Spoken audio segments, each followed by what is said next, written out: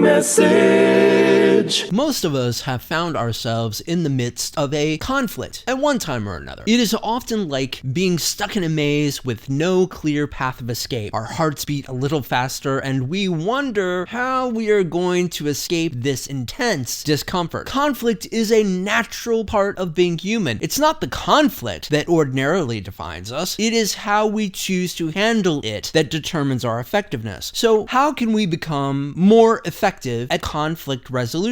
First, it is important to remember that conflict is not always a bad thing. Unresolved conflicts can fester and escalate, but when managed properly, conflicts can be a catalyst for positive change and growth. If we are truly intent on resolving conflict, we have to understand the underlying cause. We must be willing to go deep enough to move beyond the surface level issues to uncover the root of the problem. It might be a difference in values, misunderstandings, or unmet needs. Whatever the case, taking the time to understand what's really driving that conflict is the key to finding a resolution that is going to stick. We have to also be willing to listen. Too often, conflicts arise because people are so busy defending themselves and talking past one another that they're not truly hearing what the other person is saying. We need to surrender our own agenda for the moment and pay attention to both the words and the emotions of the other person. Empathy is a powerful tool in conflict resolution. Putting ourselves in the other person's shoes allows us to see things from their point of view. It fosters understanding and compassion. Listen, it doesn't mean we have to agree with them, but it does mean acknowledging their feelings and validating their experiences. When everyone feels heard and understood, it paves the way for finding common ground and reaching a resolution. Another essential aspect of effective conflict resolution is managing emotions. Conflict can stir up strong emotions like anger, frustration, and hurt. And while it's natural to feel these emotions, allowing them to control the situation, that can escalate that conflict further. Instead, we can strive to maintain a calm and composed demeanor even in the heat of the moment. And if we need to do so, we can take a step back if we need to cool off before addressing the issue in a rational fashion. We must also be willing to respect differences. We're all unique with our own perspectives, beliefs, and values. Respecting differences does not mean that we have to agree with them. It simply means that we are acknowledging and honoring another person's point of view. Embracing diversity, that enriches our lives and allows us to learn from one another even in the face of conflict. If we strive for a win-win outcome instead of a win-lose scenario, we can find creative solutions that address everyone's concerns. We must be willing to compromise. If we are willing to collaborate on solutions, we can create a sense of teamwork and partnership and strengthen our relationship in the process. Forgiveness is a powerful tool in conflict resolution. When we hold on to grudges and resentments, it only perpetuates the cycle of conflict. If we choose to forgive and let go of our past grievances, we release the burden of our anger and bitterness and free up energy and space for healing and moving effectively forward. Each conflict presents us with an opportunity for growth and learning if we choose to allow it. Conflict resolution does not have to be a roadblock. It is a stepping stone for greater understanding, connection, and success if we are willing to do the work. If we embrace the challenges that arise and strive for resolution in every interaction, every day will simply get better and better. And I have a conflict of my own, and you can help. I cannot seem to inspire people to give me a rating and review on Apple Podcasts. If you have not already done so, please consider it. It would be so helpful. Thank you.